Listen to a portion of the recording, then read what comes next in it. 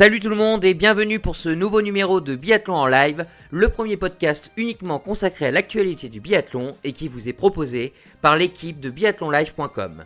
Vous en avez pris l'habitude, le début de semaine, c'est le débrief. On va donc revenir sur la deuxième semaine à Orphilsen et pour débattre de tout ça, on retrouve nos habitués, Marine, Romain et Émeric. Ça va tout le monde ? Ça va bien. Oui, ça va bien. Salut Damien, salut vous deux. Bien, nickel, parfait. Bon, bah impeccable, merci. Prêt à prendre des kilos pendant les fêtes ? On dit qu'on va prendre des kilos. bah oui. Non, mais je vous demande si vous êtes prêts, c'est tout. Oui, on est prêts. Ah ouais, je suis prêt, ouais. Bon, ok, on espère que nos biathlètes seront un peu plus sages que nous, du coup. Donc, au programme aujourd'hui, les résultats, bien évidemment, de cette semaine, de cette deuxième semaine autrichienne. On reviendra sur la course au Gros Globe. On parlera des Bleus, bien évidemment, qui ont eu une semaine assez difficile. Notre moment marquant du week-end. Les questions des auditeurs avec Romain. Vous avez pu nous poser vos questions sur Instagram. On va tenter d'y répondre. Et bien sûr, à la fin, on fera un point sur le programme. Alors, ce ne sera pas le prochain week-end du coup. C'est les vacances pendant 2 semaines. Mais on viendra sur le programme début janvier en Allemagne, à Oberhof. Bon, gros programme encore pour ce dernier débrief de l'année. Alors, si tout le monde est prêt, on y va. Ouais, Je suis prêt. Allez. Ouais. À fond.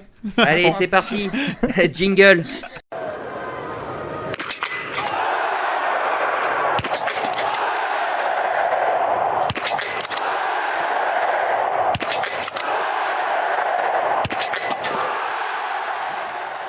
Et donc, comme à chaque débrief, on débute par les résultats de la semaine passée, et c'est avec Émeric.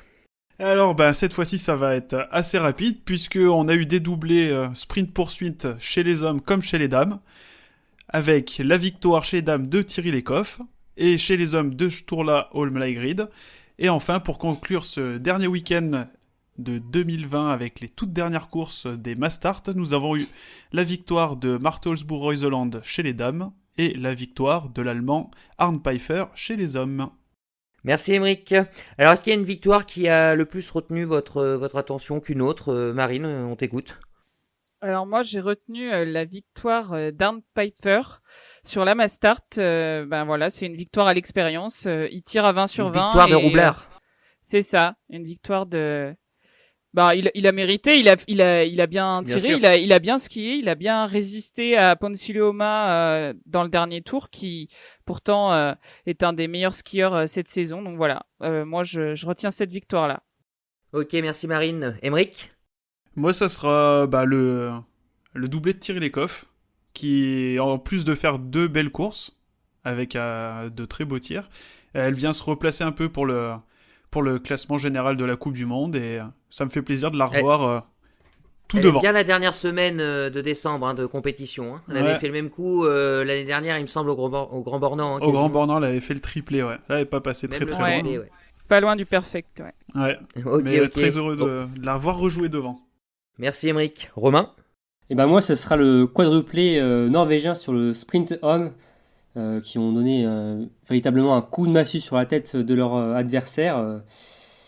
C'était assez impressionnant, et surtout en tête toujours le sensationnel Sturla Holm-Laigrid, qui n'arrête pas de confirmer et d'impressionner de course en course. Donc pour moi, je retiens vraiment cette course, et qui est un peu à l'image au final du week-end qui a été très rouge et bleu. Exactement. Mais moi, pour ma part, ça va être comme Marine, la victoire de Pfeiffer, Dossard 15. Bon, même si c'est une Mastart, tout le monde part en même temps. Mais c'est vrai qu'elle a été assez inattendue. Il a géré sa course. Il fait un 20 sur 20, bien évidemment, ça aide beaucoup. Mais il s'est pas cramé.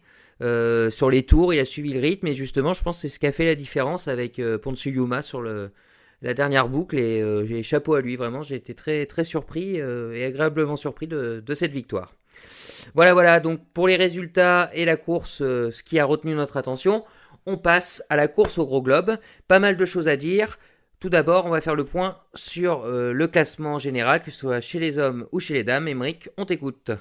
Alors oui, pas mal de choses à dire, et notamment sur les classements généraux, puisqu'il y a eu quand même pas mal de changements. Donc, Marte Holzboe toujours en tête avec 415 points. Devant, désormais, Anna Heuberg qui remonte à la 2e place avec 378 points. Suivi de Thierry Lecoff qui, avec son doublé, gagne 4 places et vient se replacer avec 346 points. La première française, Anaïs Chevalier-Boucher, pointe à la 12e place avec 221 points. Chez les hommes, donc toujours Johannes Beu en tête avec 428 points. Suivi de Sturla Holm Laigrid qui remonte de 3 places avec ses 373 points. Et 3e place, donc Sébastien Samuelsson qui en perd deux par rapport au week-end, qui en perd une, par rapport au week-end dernier, qui pointe à 344 points. Et notre premier tricolore, qui était 3e à la sortie du week-end dernier, Quentin Fillon-Maillet, lui descend à la 5e place avec 339 points. Merci Émeric. Alors honneur aux dames, hein. On va d'abord parler d'elles. Vous l'avez dit tout à l'heure, hein, Thierry Lecoff est la grande dame de cette deuxième semaine autrichienne. Est-ce que vous pensez qu'elle peut revenir au classement général sur Marthe Olsbu-Reuseland ? Oui, je pense qu'elle peut... Bon, personnellement, Marthe, c'est toujours ma favorite, mais je pense que elle nous a montré qu'on l'avait, en tout cas pour ceux qui l'avaient fait, un peu trop vite enterrée en début de saison, et elle semble n'avoir rien perdu de sa superbe et de sa gestion, et en plus accompagnée toujours de très très gros temps de ski. Non, je pense il faut continuer à compter sur elle. Ouais, je pense qu'il faudra continuer à compter sur elle en tant que trouble faite, mais vraiment pour aller chercher le gros globe de cristal avec ses 2 courses hors des points en tout début de saison. Et après, il y a 3e plus mauvais résultat, c'est sa 17e place sur la poursuite d'Orfilsen. Je pense que ça va être peut-être un petit peu court pour aller chercher Marthe si elle reste au Attention niveau qu'elle aux 4 résultats retirés, Émeric aussi. Mais là, pour moi, ça peut pas mal changer les choses. Elle aurait déjà potentiellement... Enfin, elle en a déjà 2 qui sont grillés, c'est sûr, avec 2 fois 0 points. Et sa 17e place d'Orfilsen, je pense qu'on n'est pas loin déjà du 3e joker grillé. Et je pense pas que Marthe, avec le niveau qu'elle a, de maîtrise qu'elle a, je vois pas Marthe, en fait, capable de faire d'aussi gros écarts et de finir hors des points à 2 reprises. Après, on n'est pas à l'abri du Covid, d'une blessure, de choses comme ça, mais... Non, je pense que Marthe, là, elle prend quand même un avantage. Déjà, rien que sur ses 4 premiers week-ends de course. Tu es du même avis, Romain ? Ouais, oui, je vois Marthe comme Émeric, comme bien solide devant. On sent que, pour moi, c'est vraiment, j'ai déjà dit, mais c'est la biathlète la plus complète. Après, quand Thierry est dans un grand jour, dans une grande semaine, elle peut être aussi intouchable, tellement elle est aussi rapide sur les skis, mais il y a toujours l'interrogation sur Thierry, si ça peut passer ou pas à côté d'un tir. C'est toujours la question. Mais oui, après Thierry s'est vraiment bien replacé après un début d'hiver compliqué. Mais moi, je vois quand même un avantage en tout cas à Marthe sur le long de la saison. Elle paraît ne jamais douter en fait, Marthe. C'est impressionnant. On voit sur son dernier tir, sur la Mastart, elle est en tête avec Davidova, je crois, quelques secondes derrière. Elle lâche bien ses 4 dernières balles et au dernier debout, elle met du temps. Sa dernière balle, elle met du temps à la tirer, mais elle l'a mis dedans et on sent vraiment qu'elle est très très solide cette année, comme l'an dernier aussi. Elle est impressionnante, en effet. Peut-être une petite question pour vous. Est-ce que vous savez qui de Biathlon Live avait pronostiqué un podium en fin d'année, Reuseland, Heuberg et Koff? C'est moi, voilà, un petit peu d'autosatisfaction. Ah oui, donc il s'envoie des fleurs. Il s'envoie des fleurs, d'accord, très bien. Ouais, c'était pour la... Juste pour rajouter sur Marthe... Vas-y, il faut qu'on soit sérieux, c'est vrai. Mis à part sa 24e place sur l'individuel inaugurale à Kontiolahti, elle n'est jamais descendue plus bas que la 7e place sur une course individuelle. Oui. Ouais, non, donc, elle est régulière. Elle est ultra régulière. Dégage de la sérénité, tout ça. C'est vrai qu'elle a le profil type pour aller chercher le gros globe en fin d'année. Mais bon, 4 étapes sur 11, c'est ça, non ? C'est ça. C'est ça. Donc... Ne nous emballons pas. Voilà, ne nous emballons Ok. Oula, il y a un du pâté là. Restons sur ces dames. J'ai une petite question que je voulais vous poser. On a vu une petite Italienne remonter sur le podium dimanche sur la Mastart. Dorothea Virer pour ne pas la citer. Petite question, je connais déjà votre réponse, mais est-ce que vous pensez qu'elle peut aussi jouer le gros globe d'ici la fin de l'année ou pas ? Ça semble compliqué quand même cette année. D'ailleurs, elle l'a dit à la fin de la Mastart, où elle a terminé 3e, que pour elle, le gros globe, c'était... Qu'elle était vieille. Quasiment impossible, oui, c'est ça. C'était quasiment impossible vu la concurrence, les jeunes qui arrivaient derrière et le niveau affiché aussi par Marthe Holzbouk qui a son âge. Hein. Mais elle va peut-être plus se concentrer sur les mondiaux cette année, mais elle sera toujours là, elle sera placée, je pense. Peut-être elle peut viser le podium, hein, clairement, sur, je pense, du général. Mais au vu de ces débuts de saison, du retard pris déjà, à voir. Mais bon, ça va déjà, dans le biathlon, ça va très vite parfois, donc bon, on sait jamais. Hein. Mais pour moi, j'en fais pas ma favorite, c'est sûr. Elle reste placée pour des gros coups et pour jouer, pourquoi pas, des médailles aux mondiaux, mais non, clairement pas. Moi, sur l'ensemble de la saison, là, on l'a compté parmi nos 5 favorites pour le classement général avec Denise. Et clairement, pour moi, les deux, là, c'est trop dur. Ça va être trop dur cette année pour aller jouer le gros globe. Marine, tu enterres aussi Doro? C'est pas très gentil d'enterrer. Non, ouais, je pense que à ski, ça me paraît un peu juste pour figurer. Après, bien sûr, une saison, c'est pas que le classement général. Elle peut très bien, par exemple, jouer le petit globe de l'individuel puisque elle a fini première du premier individuel. Effectivement, jouer des médailles aux mondiaux. Mais oui, alors. On n'est jamais à l'abri de rien. Effectivement, ça me paraît beaucoup plus compliqué pour Dorothea cette année, puisque notamment, comme on disait, Marthe semble vraiment à l'apogée de son art, quoi. Ouais, c'est vrai. Clair. C'est vrai que ça va être compliqué pour l'italienne. Alors, une fille qui a performé depuis le début de la saison, hein, et qui a été un petit peu en dedans là sur cette dernière semaine autrichienne, c'est Alim Bekava, hein, la Biélorusse. Un passage à vide, ça arrive, hein, elle est jeune. Est-ce que vous pensez que ce passage à vide va durer une semaine ou on touche peut-être un plafond de verre sur la régularité pour une saison, quoi. Ça va peut-être être un petit peu compliqué pour elle. Moi, je pense qu'on va être à mi-chemin entre les 3 premiers week-ends qu'elle nous a fait et ce week-end où elle a été un petit peu plus en dedans. Son niveau, je pense qu'il se situe entre les deux, quoi. Elle a peut-être été un peu en sur-régime au début, sur les 3 premiers week-ends.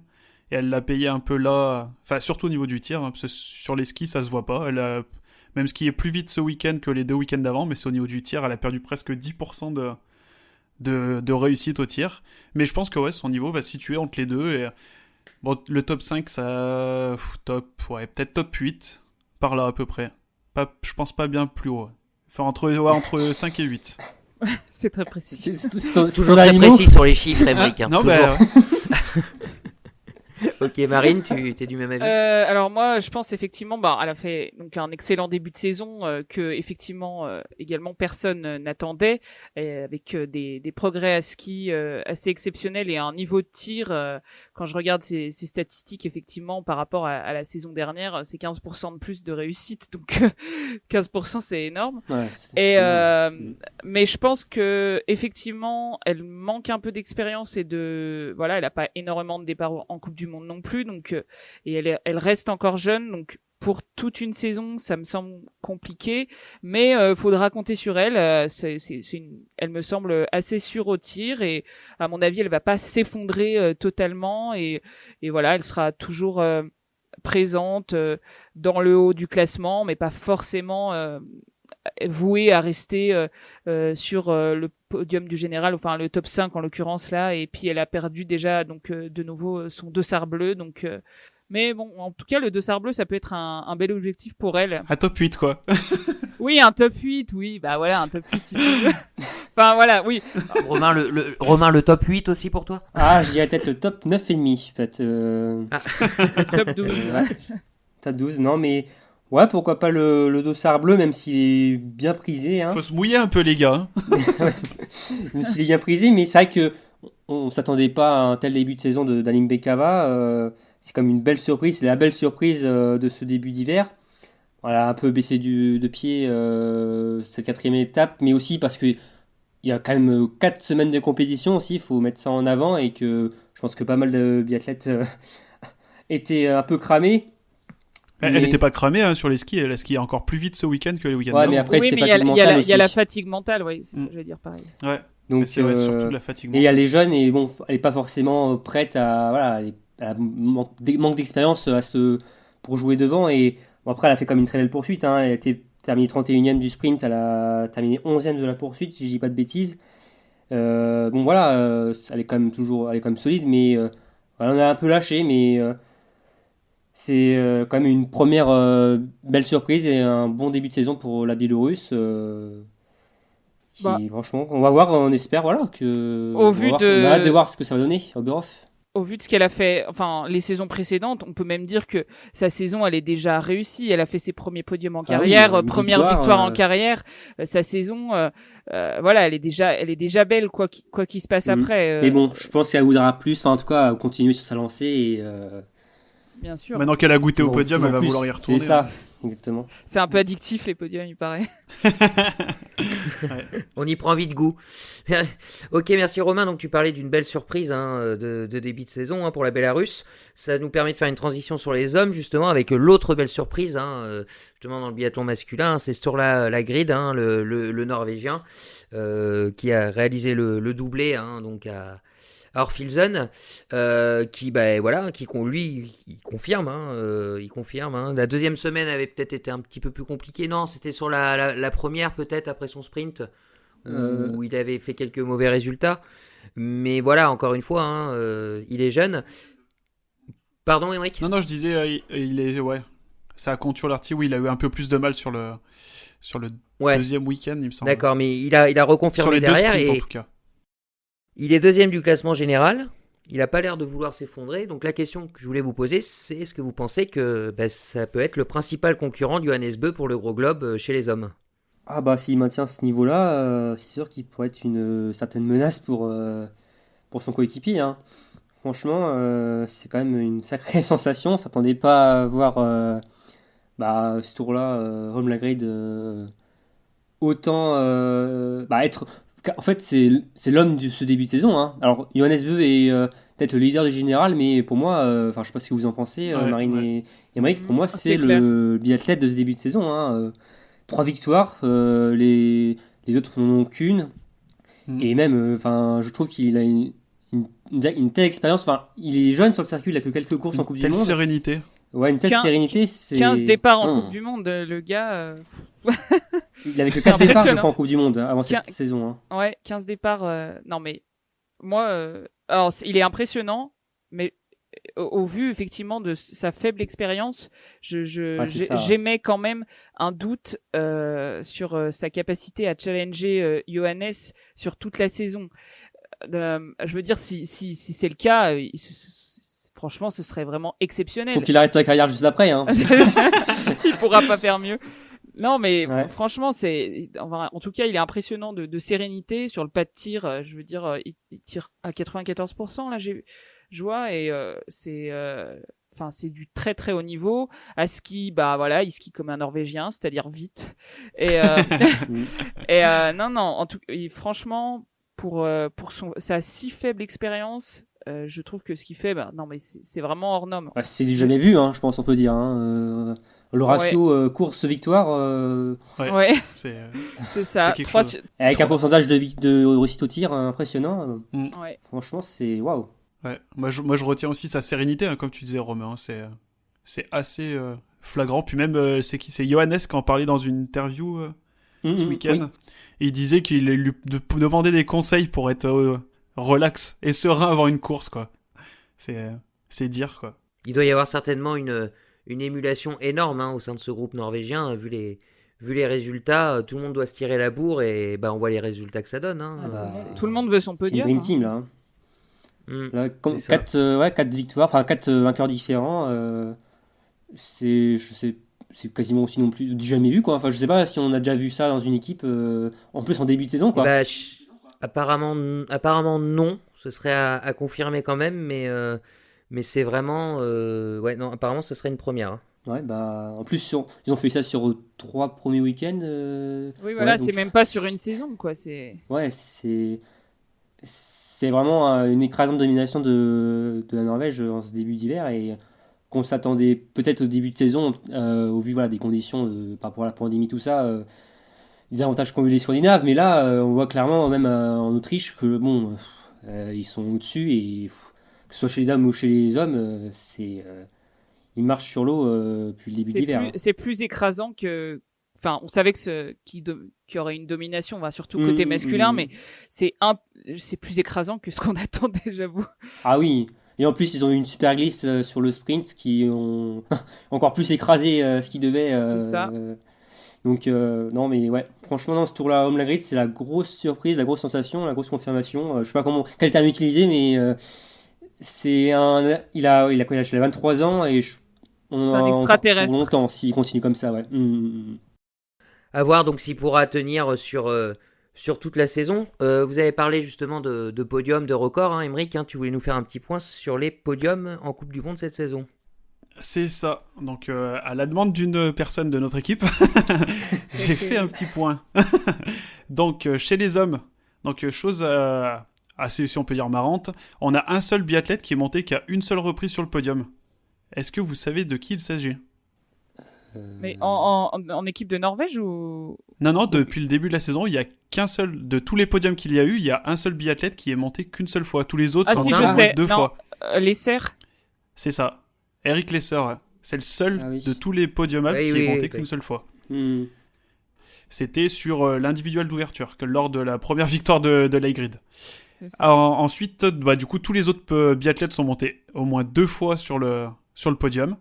À ce jour, on compte 11 biathlètes différents qui sont montés sur le podium, sur les 27 podiums différents en course individuelle, bien sûr, et pour seulement 4 nations représentées. Donc on a eu 14 fois un Norvégien sur un podium, au moins. On a eu 6 Français, on a eu 4 Suédois et 3 Allemands.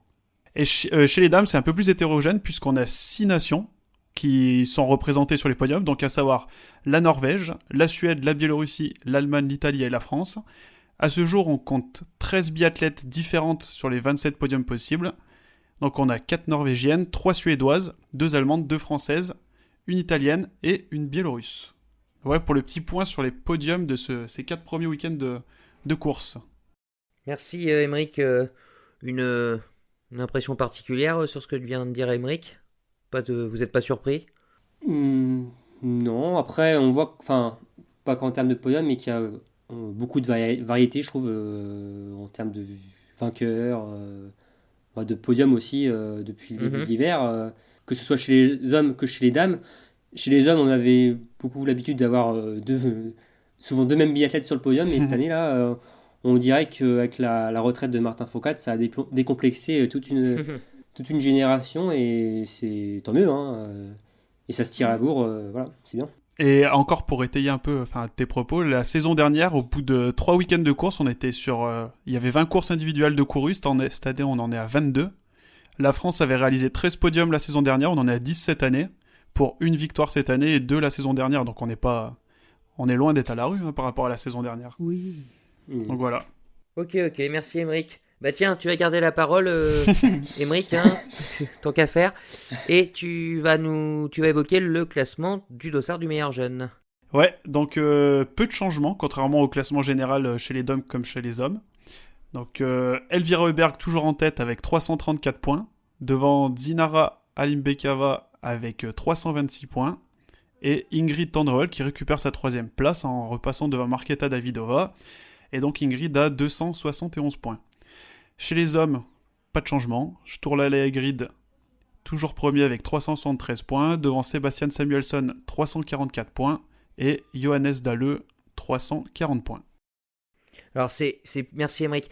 C'est plus marqué chez les hommes, mais ce dossard bleu, comme on l'a déjà dit, les compétiteurs ou compétitrices sont également très bien classés au général. C'est assez impressionnant, notamment chez les hommes. C'est le gratin. C'est ça. La jeunesse prend le pouvoir. C'est ça.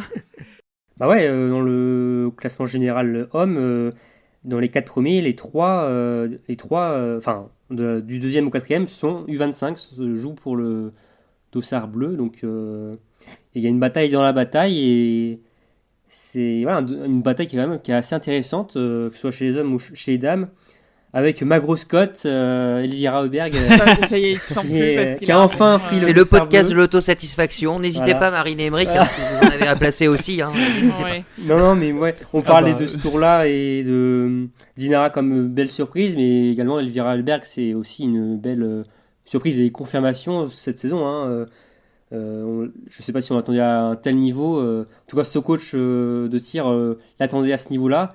mais elle confirme bien. Elle a fait un très bon dernier week-end, la Suédoise. Physiquement, et... elle m'impressionne, physiquement. Ouais, c'est une grosse fondeuse, Elvira Roberg.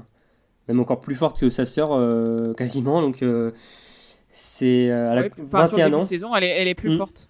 Ouais, elle est 4e au général et franchement, c'est assez impressionnant. Ouais, une Encore belle, une fois, une belle jeunesse en perspective.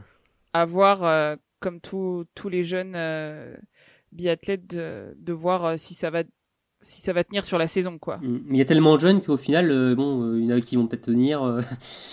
C'est non, mais À toi, à moi. ouais, c'est ça, ouais. On sait pas. Mais ouais, il y a un mélange de mixité entre les générations et c'est vraiment plaisant à voir. Là, Ça on peut est être sur intéressant. un renouvellement générationnel, je pense. Ouais. On est sur une phase de transition. Chez Ça peut les être intéressant chez de les dames, voir, il y avait souvent ça, on voit souvent ça quand même ces dernières années, des jeunes qui arrivent progressivement. Chez les hommes, on avait toujours voilà, c'est de l'expérience devant. Là, on voit quand même cette année, comme je disais tout à l'heure, c'est peut-être relié, mais le départ de Martin Fourcade a sans doute décomplexé toute une génération et qu'on voit maintenant désormais devant et qui embête Johannes Bö.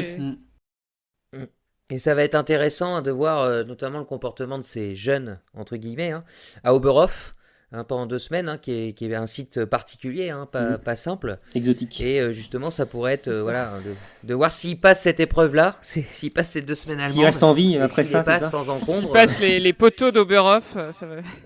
Voilà, c'est ça, le brouillard, tout ce qui peut y avoir là-bas. S'ils passent ces 2 semaines sans encombre, c'est vrai qu'on pourra vraiment compter sur eux jusqu'à la fin de l'année. Ok.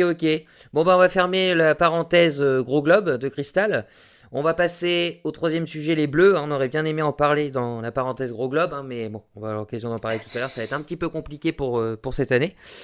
Donc, pour ce retour sur le week-end, enfin la semaine française, donc on va revenir sur le bleu du week-end. Alors, les autres semaines, on parlait des bleus du week-end, on en citait plusieurs. Là, cette semaine, on en a retenu qu'un, malheureusement, c'est Émilien Jacquelin. Alors, Émilien, il nous a tout fait cette semaine. Une attaque de Barjot dans le dernier tour de la poursuite où il a déposé Johannes Bö. Il a dû l'enrhumer pour 3 semaines. Un podium, donc, et puis une chute monumentale, un beau soleil. Oui, j'aime bien les superlatifs. Oui. Ouais, je vois ça. Bon, une belle chute, voilà, sur Une petite sur vidéo la masse. gag. Ouais, type vidéo gag, oui, c'est vrai. Je pense je sais pas si c'est peut-être un peu juste pour être dans le zapping 2020, mais voilà. Ouais.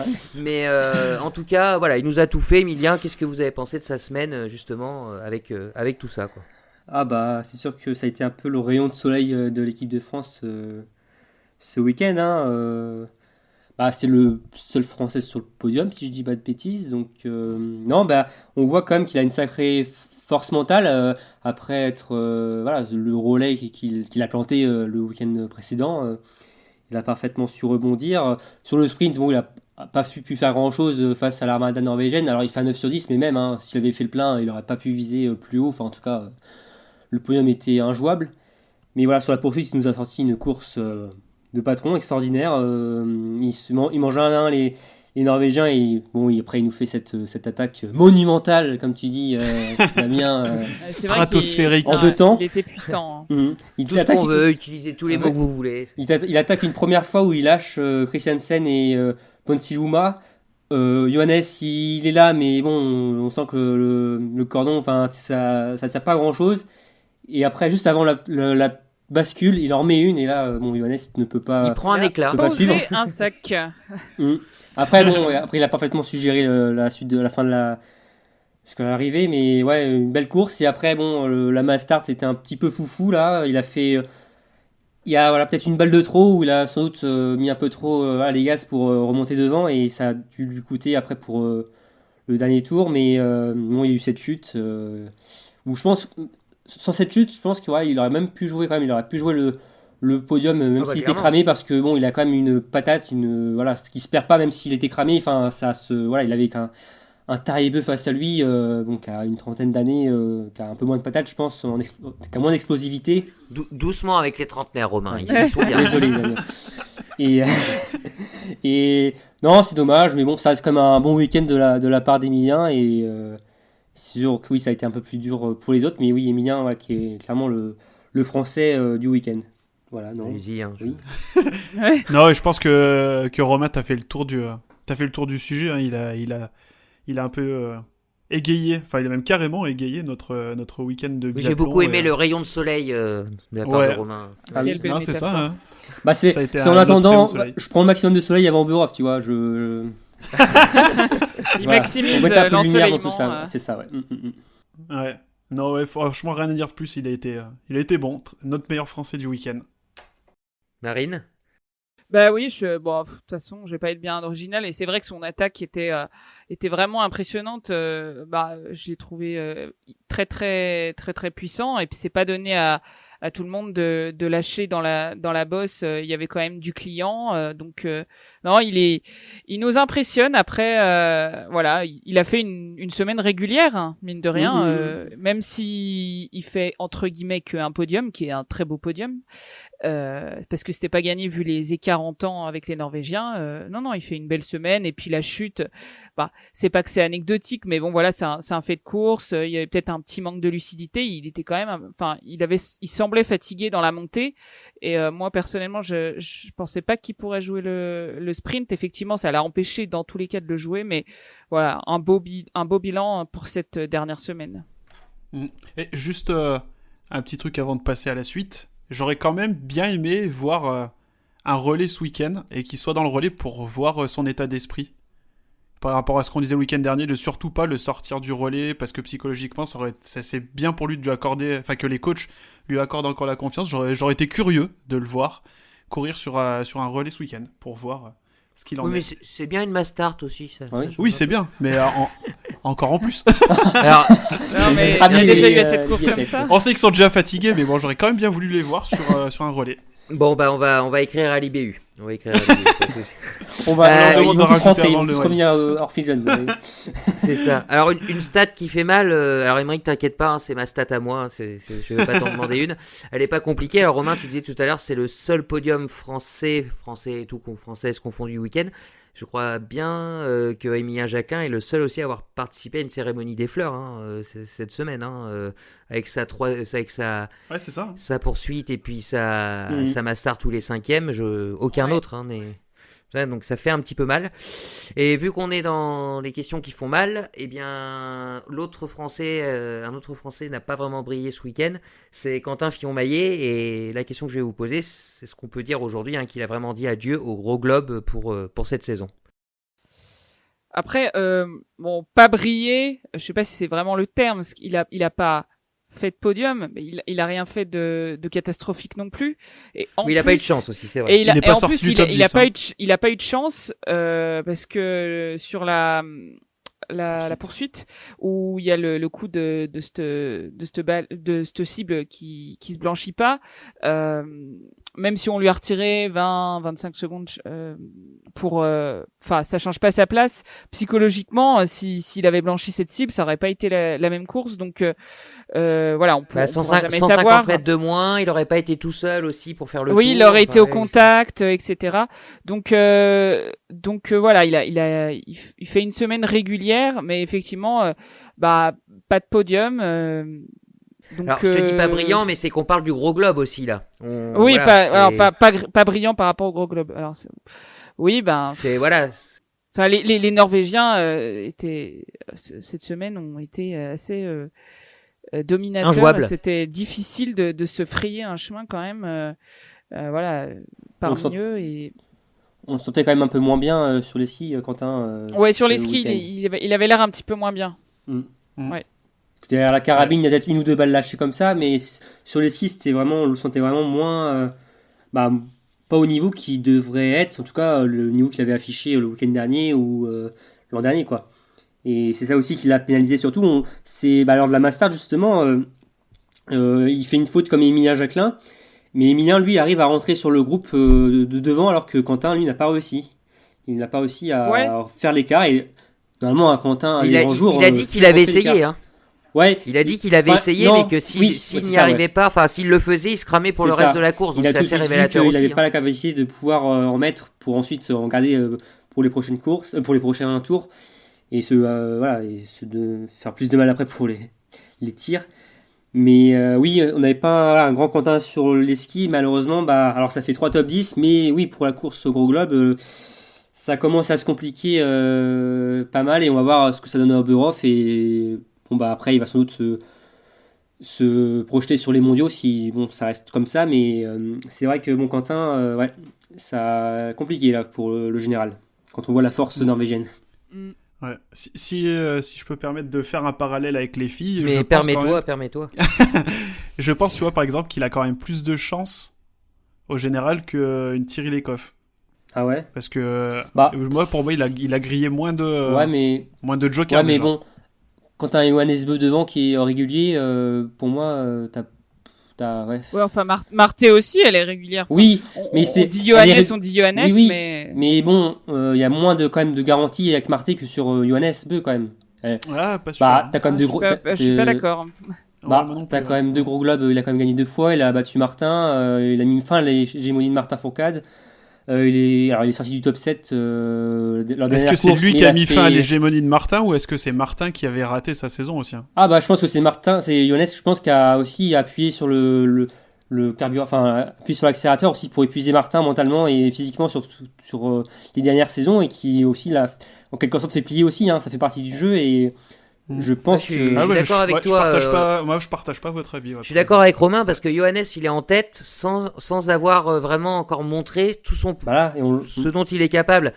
Alors, imaginez quand ça va être le cas. Chez les filles, Marté, elle est, j'en sais rien, je la connais pas, et puis je suis pas dans les. Ah bon, tu connais pas Marté, toi?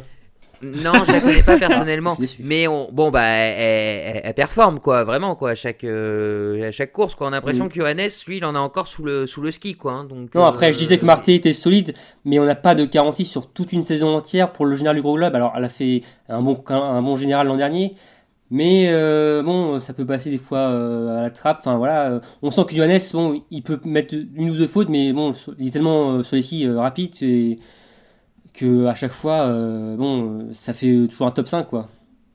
Ouais, après, en puissance en plus. Donc, dans la finalité, tu vois, pas pour moi, je pense que c'est qu'il a dit adieu au gros globe, hein, mais je pense quand même qu'il a quand même plus de chances de jouer devant le gros globe qu'une Thierry Lecoff avec les jokers qu'elle a déjà cramés, tu vois. Quentin, c'est qu'une t'enlèves ses plus mauvais résultats, pour le moment c'est une 30e place quoi. Il n'est pas sorti une seule fois des points. Ce week-end, il reste dans le top 10. Après, c'est vrai que Johannes est régulier, mais bon, on n'est pas à l'abri d'une blessure, d'une contamination en Covid. Aussi, donc, je trouve que c'est ce que je disais tout à l'heure, on n'est pas à l'abri dans les deux cas. Donc, pour moi, il a quand même plus de chances qu'une Thierry Lecoff chez les filles.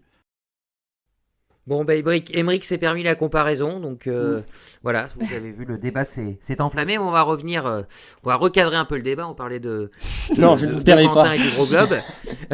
Non, on reste sur ce débat-là, non, on passe ça. Ok, on va s'arrêter là pour Quentin. Week-end mitigé, alors encore plus, hein, on peut le dire, c'est nos 3 autres Français, hein, Fabien, Claude.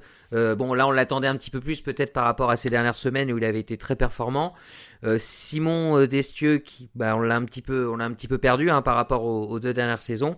Et Antonin Guigona qui a connu une semaine un petit peu plus compliquée, même si tout ce monde-là a participé à la Mastart, hein, ce qui veut dire quand même que c'est pas si mal. Qu'est-ce que vous avez pensé du week-end de ces 3 Français ? Moi, oui, ils sont plus en retrait. Après, comme toujours, rien de. Enfin, moi, je trouve rien de catastrophique entre guillemets. De monumental. Voilà. Rien de catastrophique. Même pour Simon Destieux. Ouais, non, c'est. Non, ouais, même pour Simon, voilà, on sent qu'il y arrive pas, mais il est pas non plus, au fin fond de je ne sais pas où. Non, il est pas non plus anonyme, quoi. Voilà, il est pas. Il tombe pas dans l'anonymat, surtout. C'est ça que. Mais on sent que qu'il manque qu'un petit truc. Antonin, il se bat avec ses armes, il essaye il s'efforce quand même de très très bien tirer depuis le début de saison. Et Fabien, je veux dire, c'est pas voilà, il a quand même fait un très bon début de saison. Voilà, s'il flanche un peu sur une quatrième semaine, c'est, je veux dire, et encore une fois, les places, on a rien de catastrophique à Vincent... voilà à signaler. Enfin, moi, ça me voilà.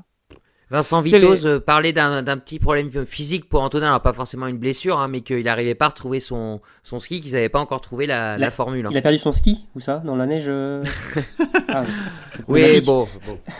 Ouais. On n'a rien entendu. Non, pour revenir un peu plus sérieux, pour moi, en fait, c'est ils ont trois, enfin si on peut appeler ça des problématiques, mais trois problématiques différentes. Il y a un Fabien qui est très bon en ski, mais qui pêche un peu derrière la carabine. Antonin qui est très bon derrière la carabine, mais qui pêche un peu en ski. Et t'as Simon Détur, en fait, il est à mi-chemin entre les deux. Il est pêche très très fort en... Il pêche quoi, oui, tu vas me dire, mais... Et il est ni très bon sur les skis, ni très bon derrière la carabine. Il est normal de partout et il se maintient à un niveau peut-être un peu en dessous de là où on l'attendrait, quoi. Est-ce qu'il y a eu un top 6 ou un top 8 cette saison pour Simon Destieux? Non. Il a pas fait de top 10 même. Je crois que c'est 11e sa meilleure place. J'ai pas osé. Je me suis arrêté au top 6 ou au top 8. Ouais, non, il fait 11e meilleure place. Ouais. Non, mais sur la poursuite. Voilà, moi j'irais. Au contraire, j'aime beaucoup ce biathlète, mais c'est ouais. Enfin, moi je trouve quand même que c'est une saison qui est compliquée pour lui. Enfin, il est top 5 ou top 6 des 2 dernières saisons au général. Bon, il n'a pas encore cette victoire individuelle, peut-être qu'il le libérerait, mais on était habitué à quasiment le voir sur chaque cérémonie des fleurs l'année dernière, quoi. On sent qu'il n'est pas dans le tempo depuis le début de saison, il a un train de retard Il a pas l'air inquiet. Le départ de Célia. Non, ça joue peut-être. Hein. Oui. Le fait de plus l'avoir avec lui à ses côtés sur les week-ends de compétition, ça joue peut-être un peu. Hein. Après, peut-être. Qui sait. Peut-être, oui. Après, c'est quand même physiquement, c'est là où il pêche le plus, je trouve quand même. On parle des biathlètes qui ont parfois du mal après une naissance d'un enfant ou des trucs comme ça. Et là, ça peut rentrer un peu dans le même cas. Hein, l'affect personnel qui vient rentrer en compte dans les performances du biathlète. Hein. Sachant que pour tous les biathlètes, c'est en couple ou pas en couple, là ça va être vraiment 4 semaines de compétition sans rentrer à la maison. Ça a été vraiment Ah oui, ça a été 4 semaines de confinement. Pour Johannes 2 d'ailleurs. Faut se mettre à leur place, c'est quand même pas une... Bon, après on va dire c'est leur travail, etc. Mais c'est pas une situation facile. Et puis... oui, non, psychologiquement, ça a un impact, il faut pas se leurrer. D'ailleurs, Annick Chevalier-Boucher en a beaucoup souffert et elle a revu son petit enfant lors de la première étape à Orpheलन, je crois. Et... En début de son semaine. Petit enfant, c'est trop mignon. Son petit enfant, son nouveau-né, sa petite fille. Et qui disait clairement que ça la peinait, en tout cas, elle y pensait beaucoup, quoi. Avant de conclure sur les hommes, un petit mot sur Oscar Lombardo. Ouais, moi j'avais bien envie de parler un petit peu de lui. On l'a vu comme le week-end dernier que sur le sprint, ce qui est peut-être un peu dommage. Et il me semble que Vincent Vitoz aussi l'a dit, qu'il attendait peut-être de le voir qualifié pour la poursuite. Mais bon, après ça reste dans la même veine que le week-end dernier, une course correcte. Et... Comme Simon Fourcade le disait il y a une semaine de ça, je crois, à la télé, la 6e place chez les hommes servirait à faire tourner les jeunes. Donc, est-ce qu'on reverra Oscar? Est-ce qu'on le reverra pas? Et même, j'ai lu ce matin chez nos confrères de Nordic Mag qu'il était possible que les Bleus ne soient finalement que 5 à Oberhof. Donc, à voir. Est-ce qu'il sera là? Est-ce qu'il sera pas là? Est-ce qu'il sera remplacé par quelqu'un d'autre? Ce serait étonnant quand même qu'un 6e ticket soit pas utilisé. Après, il y a le retour de l'IBU Cup, donc... On va pas faire qu'on va compter un Junior Cup à la place. Je sais pas si l'équipe de France peut se permettre, quand on a 6 tickets, il y a des fois comme le départ de Martin Perry-Abottonné, là c'était pas prévu, c'était au dernier moment, ils ont rappelé personne. Ce serait quand même étonnant de laisser passer un ticket sur une course de Coupe du Monde. Ouais. Mais je crois que déjà chez les filles, il y a 2-3 saisons, ils l'ont déjà fait, ils avaient 6 quotas et il n'y avait que 5 filles sur la Coupe du Monde. Donc à voir, mais à voir si on reste à 5. S'ils estiment que c'est pas pertinent, ils le font pas et puis c'est tout. Très bien. En tout cas, merci Romain encore pour cette Magnifique transition que tu viens de faire en parlant des filles. On va parler des Françaises maintenant. Des Françaises un peu dans le dur. Là, on peut le dire aussi sur cette semaine. Oui. Là, on va avoir des divergences encore, je sens. Ah oh oui. Bon bah voilà. La carabine. La question que je vais vous poser, la régularité, est-ce que c'est pas vraiment le problème numéro 1 des filles cette saison? Bah, le problème vient du tir, on va pas se cacher. On sent que sur les skis, c'est rapide. Enfin, on sent vraiment que physiquement elles sont là. Mais le péché mignon des filles, ça reste trop de générosité derrière la Et carabine. quand je parle de régularité, je veux dire, c'est enchaîner deux belles courses d'affilée, quoi. Bah oui, mais bon, le problème revient toujours au même, que c'est derrière la carabine, au final. Parce qu'on sent que physiquement elles sont là, mais je crois Fred Jean qui disait que à l'entraînement, l'état d'esprit à l'entraînement et l'état d'esprit en compétition n'étaient pas du tout le même. Donc on sent qu'il y a un souci. Enfin, je sais pas si c'est mental ou je sais pas du tout, mais oui, il y a clairement derrière la carabine, c'est compliqué encore et c'est vraiment le point faible. Enfin, c'est quoi le point faible. Pour étayer tes propos, juste. Après, moi, je suis assez mitigé. Je suis ni dans le sens de dire qu'elles ont un vrai problème, ni dans le sens de dire qu'elles en ont pas. En fait, si tu regardes. T'es mi-figue, mi-raisin. C'est là pour faire évoluer le débat. Je suis mi-figue, mi-raisin. Si tu prends par rapport aux saisons précédentes, il y a une amélioration, c'est clair et net. On peut pas dire le contraire. Elle tire mieux que les saisons précédentes. Ouais. Cependant, en fait, elle tombe tout simplement contre des biathlètes qui tirent mieux qu'elle. Si tu prends le top 5, donc Marthe, Anna, Tyril, Dinara et Doro, on est sur une moyenne de réussite au tir à 87% et demi. Donc c'est quand même assez, c'est du très haut niveau, quoi. Et c'est comme chez les mecs et chez les filles, on a l'impression que le niveau de tir est quand même beaucoup plus élevé que les saisons précédentes. Et chez les bleus, du coup, à titre de comparaison, on est à 80,3% de réussite au tir. Donc c'est pas dégueulasse. Pour les 6 françaises? Pour les 6 françaises, relais compris. C'est toutes courses comprises. Okay. Donc c'est pas qu'elles sont pas bonnes au tir, elles s'améliorent d'année en année là depuis 3 ans. Non, je dis pas qu'elles sont pas bonnes. Mais c'est juste qu'elles tombent. Oui. Non, c'est juste qu'elles tombent contre meilleures qu'elles, quoi. Mais il y a toujours la balle, moi, la balle qui fait la différence, quoi, par rapport aux autres. Ouais. Marine. Oui, moi j'ai envie forcément de dire quelque chose. Tu bouillonnes, alors, je bouillonne, c'est ça. Non, déjà, je pense que au niveau des films, on a des dynamiques très très différentes. On a d'abord Anaïs Chevalier qui a très très bien commencé, peut-être même trop bien, avec son podium dès la deuxième semaine et qui du coup peut-être manquait, elle l'a dit elle-même, qu'elle manquait peut-être de compétition, d'opposition et de confrontation sur le pas de tir. Ça s'est ressenti surtout sur les tirs en confrontation directe. On l'a vu faire des choses que ne fait pas une Anaïs Chevalier normalement. Je veux dire, c'est quand même la biathlète la plus complète. C'est quand même une biathlète sûre au tir. C'est un peu le modèle, en tout cas en équipe de France. Et là, on l'a vu faire des choses qu'on ne l'avait jamais, enfin, en tout cas pas autant vu faire auparavant. Si elle a sûrement déjà craqué, mais là, c'est vrai qu'il y a eu plusieurs enchaînements de craquantes. Et peut-être que son podium tout de suite, c'était... on va pas dire que elle aurait pas dû faire podium, c'est voilà, mais c'est vrai que ça a peut-être on prend. Voilà, on prend, il y a pas de souci, mais ça a peut-être perturbé un peu du coup ça a monté en puissance et voilà, comme quoi il y a jamais rien d'acquis, mais en tout cas la forme à ski est là. Et d'ailleurs elle a dit que justement c'était aussi peut-être un souci entre guillemets d'être trop en forme à ski et qu'il fallait pas qu'elle se repose trop là-dessus non plus. Après, il y a Julia qui a démarré sur les skis de manière super timorée, même si sur la carabine, enfin derrière la carabine, elle était déjà présente. Et il y a eu une grosse montée en puissance, notamment à Orfilsen sur la première semaine à Orfilsen, c'est la biathlète la plus rapide.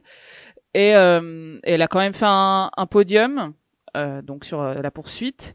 les choses se mettent en place. On sent, non mais si, voilà, on sent que il y a des tirs qui sont plus posés, même si des fois le naturel revient au galop. Je suis d'accord avec toi, mais est-ce que, enfin, en fait, je pense que déjà, si on est un peu triste, ou on le voit même chez les auditeurs, les spectateurs, c'est que on sait que ces filles-là, elles ont un potentiel qui est juste énorme, Ouais. et que du coup, on est déçu qu'elles fassent pas les résultats. Et puis il y a une deuxième chose, Oui. c'est Ouais. est-ce qu'il va pas y avoir quand même un marqueur psychologique. Enfin, on a vu certaines choses. Alors encore une fois, ce n'est que mon avis, et ces biathlètes ne font bien ce qu'elles veulent. Mais par exemple, je crois que après son sprint, Julia Simon s'est pas arrêtée face aux médias, chose qui arrive quasiment jamais. Justine, elle était en détresse après la Mastart. Anaïs Bescon qui nous dit qu'elle sait qu'elle a pas de marche sur les skis, qu'elle est pas bien physiquement, et que si elle réussit pas son tir, ça va pas le faire. T'as parlé du tir d'Anaïs Chevalier. Est-ce que quand même ça va pas laisser des traces pour le reste de la saison, tout ça, quoi? Je sais pas. Je pense que la trêve arrive à point nommé, ça c'est sûr. Bien, je pense, Oui. ouais. À mon avis, il y a besoin de repos psychologique, clairement. Et Réinitialiser le mental. voilà, c'est ça, de faire un reload, un reset. Non, vraiment de. Non, mais on rigole, mais c'est ça. Hein, de toute façon. La trêve arrive au très bon moment. Hein, et comment dire? En fait, c'est sûr, les Françaises, on a les ingrédients. C'est comme une recette de cuisine, mais il faut les mettre au bon dosage, dans le bon ordre, et ça va faire des étincelles, j'en suis persuadée, parce qu'il y a quand même des signes entre guillemets qui indiquent qu'il y a de la densité, à savoir 5 Françaises dans la Mastart. Pour moi, c'est quand même exactement, assez c'est ce que j'allais révélateur dire. de cette densité. La densité, on la voit sur les relais, où contrairement aux mecs, elles font le taf, et elles ont fait donc 2 médailles d'argent. Donc ce qu'elles font un relais, il n'y a pas de raison qu'elles puissent pas le refaire sur les courses individuelles. Et donc je pense qu'effectivement elles sont très frustrées parce que cette année elles sentent vraiment qu'il y a vraiment une grosse densité, un gros potentiel pour faire de très belles choses, mais que même s'il y a eu des progrès, en regardant en haut, elles savent que, et d'ailleurs je crois que Alexis l'a dit sur le plateau d'HN L'équipe, que en voyant que ça tirait très très bien, et il faudrait élever le niveau au tir, que c'était une obligation, et que du coup en fait c'est en regardant ce qui se fait en haut qu'elles trouveront entre guillemets on apprend des meilleurs. Hein. L'inspiration. C'est vrai que l'année dernière, elles tiraient. Elles ont moins bien tiré, mais ça a suffi pour faire quand même quelques podiums individuels. Et cette année, il y en a déjà eu. Mais voilà, il faut tout mettre dans le bon ordre au bon moment pour que ça le fasse. Mais voilà, je pense que la trêve arrive au bon moment. Il faut qu'elle se repose un peu psychologiquement, qu'elle fasse le point. Et moi personnellement, je ne doute pas de cette équipe, mais faut juste arriver à voilà. Aligner les étoiles pour que régler la mire, viser la lune, pour que les talents, viser la lune, ça ne me fait pas peur. Mais non, il faut pas en biathlon, hein. Il faut pas en biathlon. Voilà, donc non, voilà, bon, c'est sûr que, à mon avis, les premières déçues, c'est elle de toute façon. Ah bah bien oui, sûr, bien sûr. Et ça s'est vu. Et on est déçu pour elle, et on reste confiant. Je pense savoir quand même un truc. En fait, je pense qu'à cache leur jeu. Ou attention, la révélation de Romain. À cache leur jeu après arriver aux mondiaux et tout exploser. Je suis sûr de ça en fait, tu vois. Eh ben on le note, Croise les doigts. Vous verrez, voilà. avec du bleu rouge. Je pense que c'est coché, ouais. Ouais, non, mais après oui, il y a du bien. Enfin moi, ce que j'aime bien, enfin du côté positif, c'est le tir de coucher de Justine. Je trouve qu'il est vraiment bon, et je la trouve vraiment. Alors, je trouve de plus en plus rapide en plus, plus les courses passent, et je la trouve vraiment sereine. C'est son tir debout qui est un peu plus compliqué. On l'a vu d'ailleurs, c'est sur la Mastart où elle était devant à mi-parcours. Ouais. Et non, gros point positif pour peut-être que son tir couché. Peut-être que Justine aussi, elle a goûté au podium, aux victoires, et que justement sur un dernier tir où on pourrait se dire d'assurer, d'essayer, elle n'a pas envie forcément d'assurer une 7e ou 8e place, quoi. Elle veut jouer le podium, elle veut jouer la victoire. Ouais, donc, pour l'instant, moi elle a besoin aussi quand même de jouer comme des bons résultats, des top 5, top 10, ça lui ferait du bien aussi, je pense. Surtout quand en début de saison t'annonces que tu veux jouer le top 5 au général, c'est quand même mieux, quoi. Oui. Après, en même temps, c'est normal. c'est normal d'être ambitieux. Je veux dire, Bien sûr. si elle disait qu'elle jouait le top 15, on lui dirait oh ben t'es pas assez ambitieuse. Donc Ou top 8, peut-être, oui. je sais pas, Émeric. Non, mais en tout cas, il y a les voilà, ouais. Le bilan, c'est que en relais, en tout cas, on a bien mieux débuté que l'année dernière où on n'avait pas fait de podium sur la première partie de saison en relais. Il y a eu 2 podiums individuels l'année dernière, il y en avait eu 3, je crois, c'est ça. Et Oui, c'est ce qu'a dit Émeric, oui. Je crois. et donc voilà, il y a rien de catastrophique. Il y a des bonnes choses. Enfin, de chaque côté, il y a des bonnes choses, et il faut arriver à régler les petits détails qui sont du coup qui n'en sont pas parce qu'ils empêchent de faire mieux. Mais il y a, moi, je trouve le collectif meilleur que l'année dernière, mais en même temps, je veux dire, comme j'ai dit, les autres nations, de leur côté, elles se sont pas non plus arrêtées de travailler pendant l'été, donc elles ont aussi progressé. C'est ballot, ça. C'est dommage. Et du coup, bah voilà, la concurrence est rude, et c'est ce qui fait, enfin voilà, franchement, on s'éclate sur ce circuit féminin depuis le début de saison. C'est, vas-y, Émeric. Question pour toi, je voulais attendre que tu finisses, mais du coup, par rapport à l'annonce que Justine disait qu'elle visait le top 5 du général cette saison, est-ce que tu penses que là où elle en est à ce moment-là de la saison, est-ce qu'elle peut encore jouer le top 5 ? Est-ce qu'elle en a... Enfin, elle en a les moyens, c'est sûr, mais est-ce que tu penses qu'elle y arrivera ? Bah, qu'elle y arrivera, je suis pas devin. Mais je pense que en tout cas à la fin du premier trimestre, on peut pas enterrer voilà, tu m'aurais dit le gros globe, je t'aurais dit bon voilà. Mais le top 5, oui, c'est jouable. Après c'est sûr que en plus il va falloir aligner les victoires et les podiums. Oui, je sais bien sûr. Après il faut pas oublier, moi j'essaye de toujours garder en tête cette histoire de -4 de -4 par les 4 jokers enlevés. Je retiens aussi que Justine, ça faisait 2 ans qu'elle commençait la saison par une très grosse craquante avec une place au-delà de la 80e place depuis 2 saisons, chose qu'elle n'a pas fait cette année. Donc voilà, elle a fait 2 fois hors des points, mais rien. Et d'ailleurs, ils sont déjà grillés, quoi, ces jokers. Oui, ça fera partie des devoirs de vacances de Noël d'Émeric, de nous faire un magnifique article sur biathlonlive.com sur qu'est-ce que serait le classement général en enlevant les 4 moins bons résultats. Chiche Émeric. Je l'ai sous les yeux. Ah, mais il l'a déjà sous les yeux. Merveilleux. Il est incroyable. Il est incroyable. On t'écoute. Eh ben, Justine Breza serait toujours 18ème, en fait. Elle changerait pas de place. Merci, Émeric. Merci, Émeric, de nous remonter le moral. Ah, malheureusement, je peux pas. Par contre, Julia gagnerait 4 places, passerait 15ème. Elle est 15ème. Non, excusez-moi, du coup, non, elle serait 11ème. J'ai mal calculé. 15 moins 4, oui, ça fait 11. Excusez-moi. Voilà. Et, on aurait Anaïs Chevalier-Boucher qui passerait 13ème. Anaïs Bescon qui serait 23ème, perdrait une place. Et Chloé Chevalier, 29ème à égalité. Donc, et ça changerait pas grand-chose. En tête du classement, ça ferait des changements ou pas ? Alors, en tête, pour le moment, du coup, on aurait Tyril Eckhoff avec 288 points, devant Martelsbou 276 et Anna Heuberg 265. Ah, comme quoi, il faut 150 pas parler trop vite avec cette histoire de 4 gros résultats, des 4 moins bons résultats enlevés, parce que... Les 2 grosses gagnantes, pour le moment, ça serait Julia Simon avec 4 places de gagné, Johanna Skottheim avec 3 places de gagné.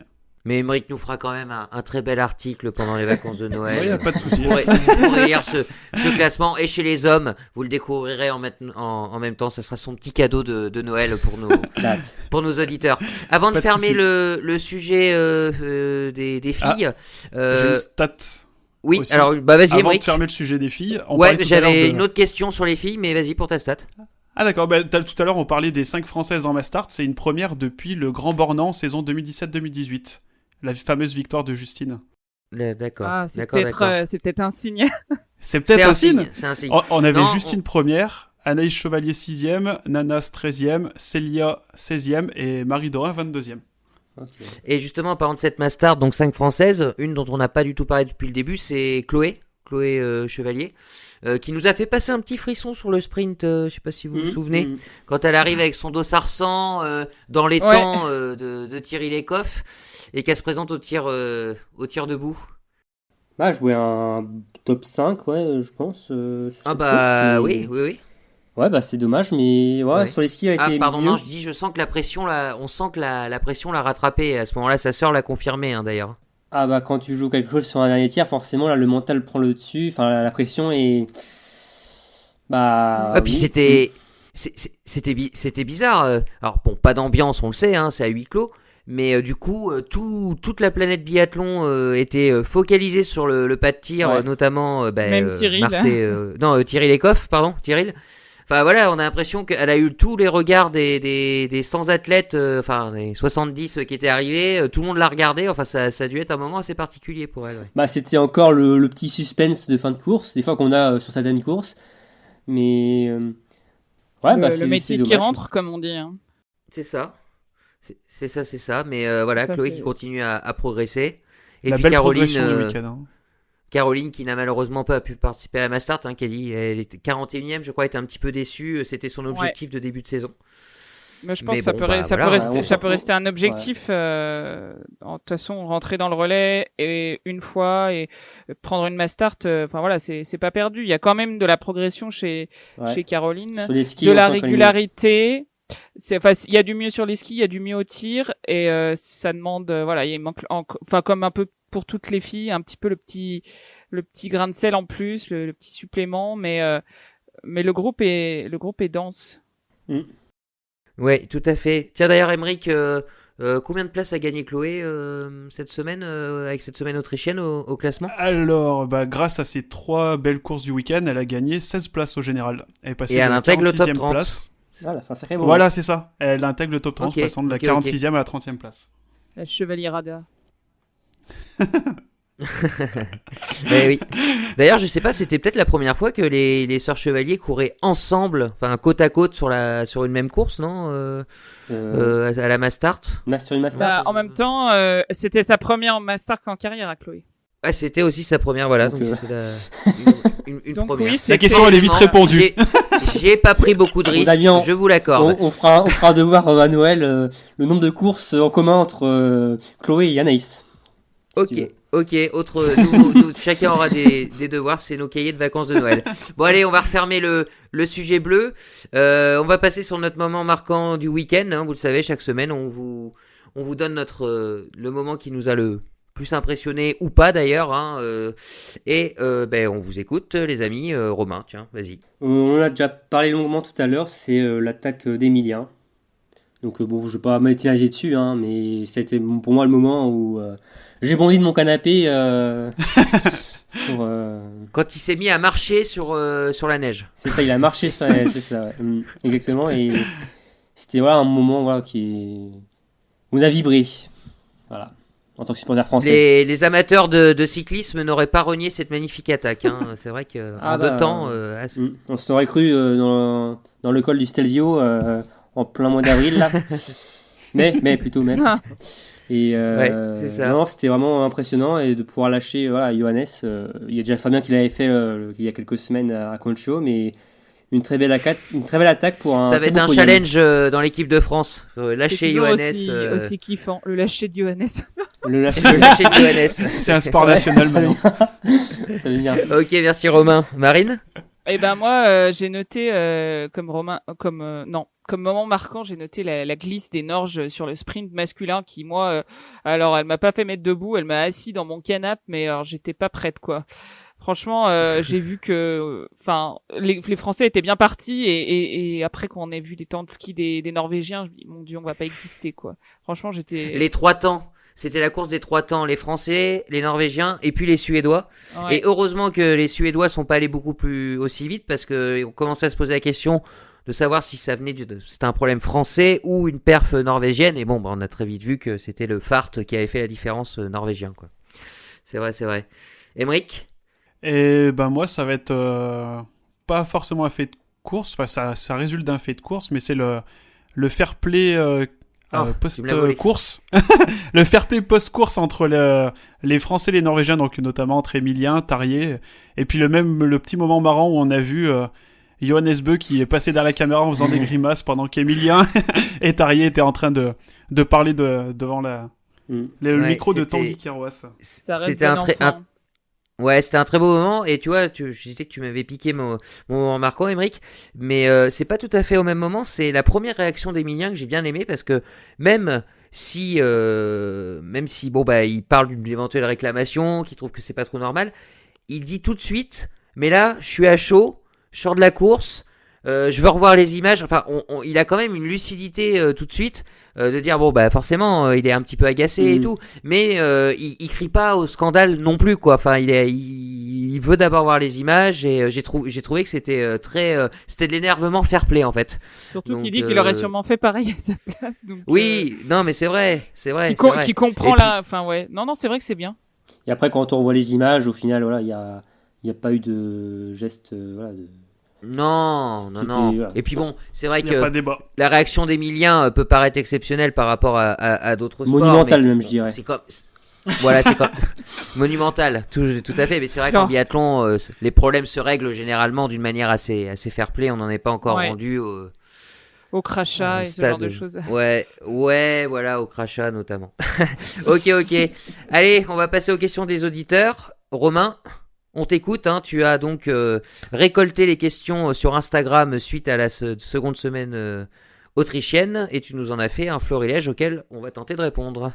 Ouais, j'ai pris 5 questions de nos auditeurs, et j'en ai une première de Noémie qui nous demande: après cette première partie de saison, quels sont vos pronostics pour le classement général? On en a déjà un petit peu parlé, mais si vous devez vous donner votre top 3. Bah personnellement, moi sur les filles, je change rien, hein. J'en ai parlé au début. Roysland et Koffeberg. Et chez les hommes, je sais pas pourquoi, mais moi je vois un triplé norvégien en fait. Je le vois arriver, je vois bien la grille rester sur le podium, et Dalleux peut-être, enfin je sais pas, je le vois arriver, Et Mike? Alors moi je sais plus... Je sais qu'il y avait des Norvégiennes dans mon top 3, je sais plus exactement qui et à quelle position, mais moi ça va pas trop changer par rapport au classement qui est actuellement, donc je vais mettre Marthe première, devant Anna et devant Tyrrell. Et chez les hommes, je vais la jouer peut-être un peu plus français, puisque Johannes, il va gagner pour moi, devant Leigrid, mais je vois bien Quentin jouer la deuxième place avec Leigrid jusqu'à la fin de la saison. Ok. Marine?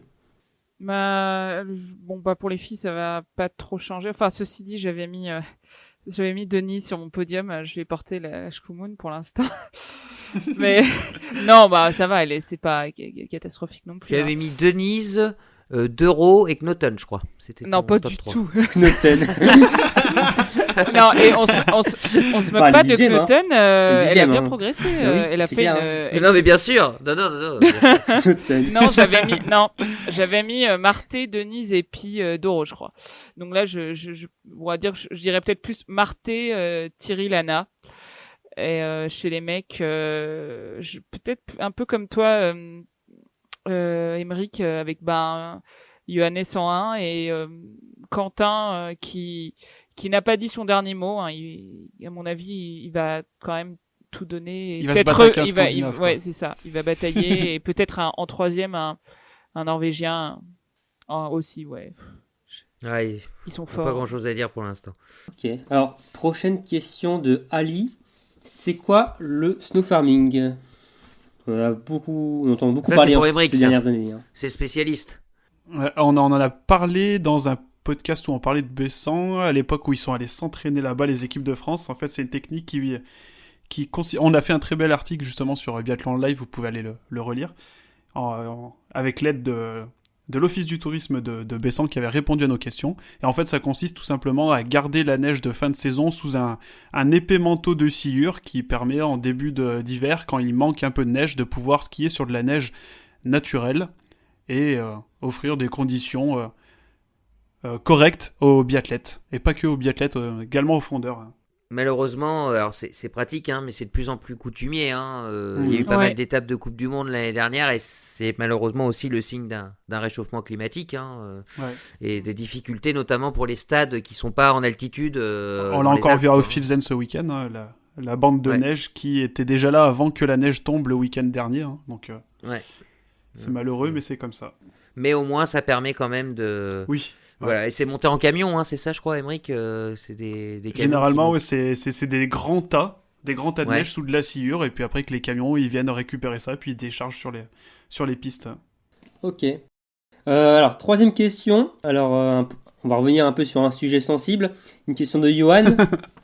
Changer sans cesse d'entraîneur de tir chez les filles, n'est-ce pas là le problème du mauvais début de saison des Bleus ? Alors, je vous laisse pour le mauvais début de saison, vous en pensez ce que vous voulez, mais est-ce que de changer... alors, il y a 4 entraîneurs différents là, sur les 4 dernières années.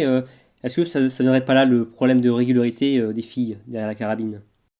Non, je sais pas. En fait, moi, je dirais que c'est ni un problème ni une solution, en fait. Donc, en plus, pour le début de saison, en l'occurrence, on voit quand même qu'il y a eu des progrès derrière la carabine, donc...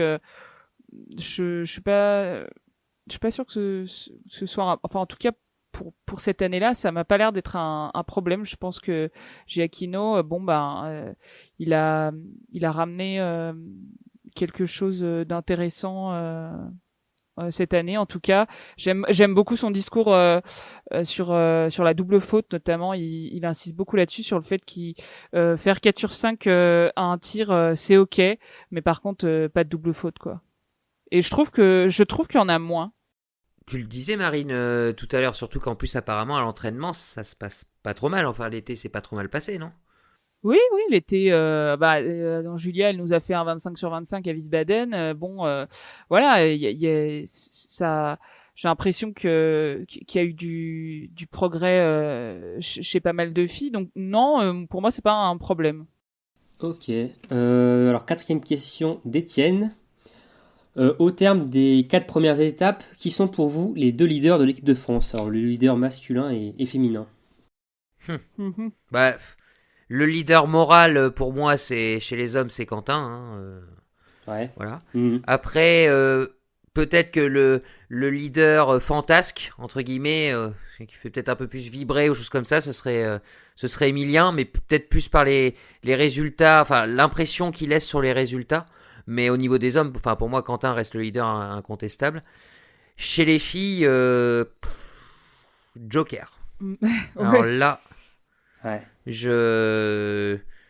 j'aurais dit peut-être Anaïs Chevalier au tout début, enfin par rapport à ses résultats. Et son expérience aussi. Peut-être, par l'expérience, c'est sûr. Après les Jujus le sont aussi, par quand même ce qu'elles ont fait ces dernières années, ce qu'elles sont encore capables de faire.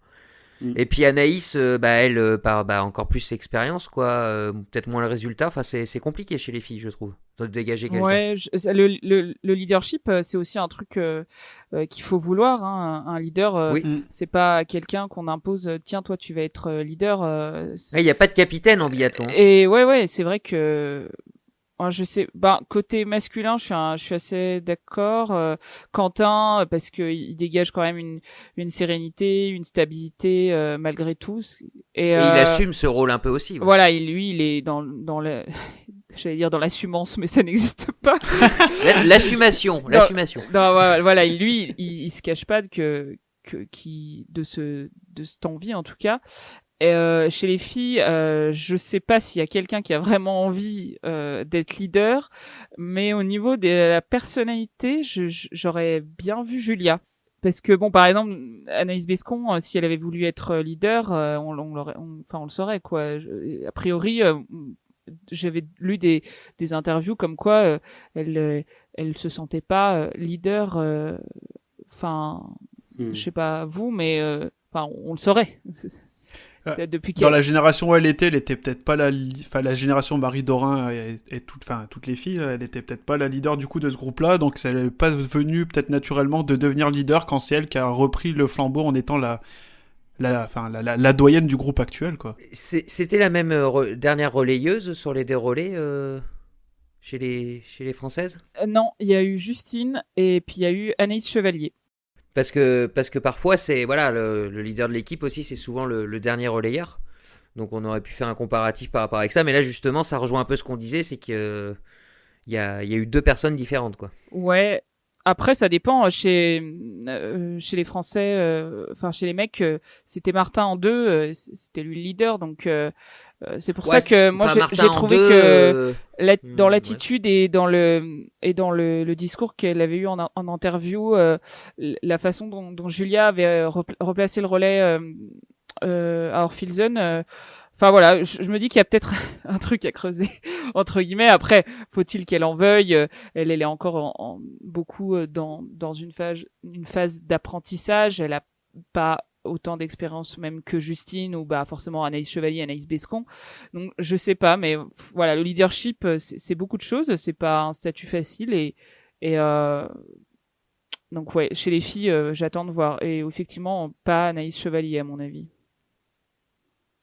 À mon avis, elle en veut pas, ouais, non, déjà. Ouais.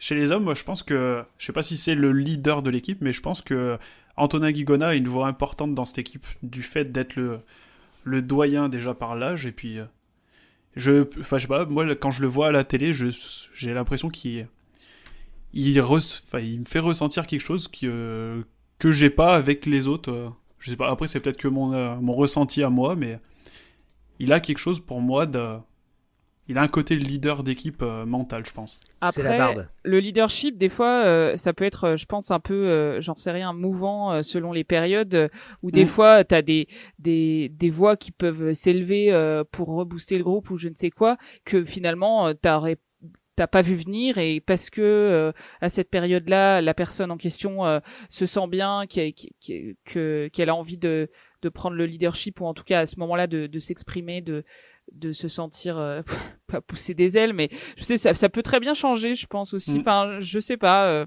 si l'équipe est solide et que de temps en temps ouais, après Alexis disait qu'à l'époque où Martin était arrivé en équipe, il n'y avait pas vraiment de leader, et que c'était pas un problème en fait.